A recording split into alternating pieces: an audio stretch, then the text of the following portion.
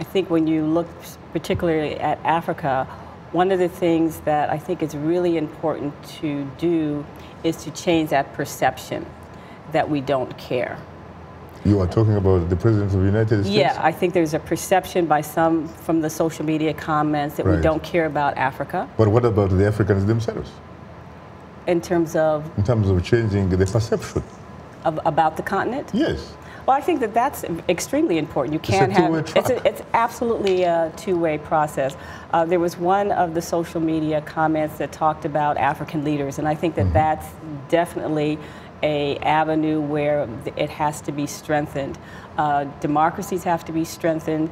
Election processes have to be strengthened. And what we've seen, I think, in the last... They have to have elections, not fake elections. I think what we've seen in the last 18 months is a little bit of regression on the continent in terms of fair and free elections.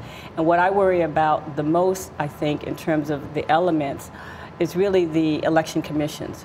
We've seen some challenges with election commissions in Kenya, in Zambia, and Gabon, and others, and I'm hoping that, you know, that is an area in Uganda, and a number of places. Rwanda. So I think that going back to the basics on democracy, we really need to do.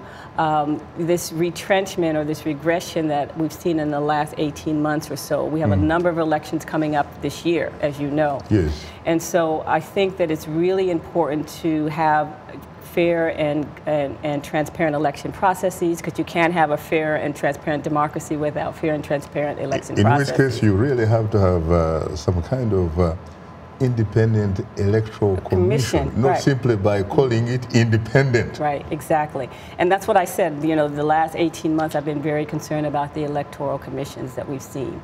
And so I think all of those things together, but the main point that I think was the thread through the social media comments was that we don't want to see the U.S. retrench from Africa. We want to see it engaged in Africa.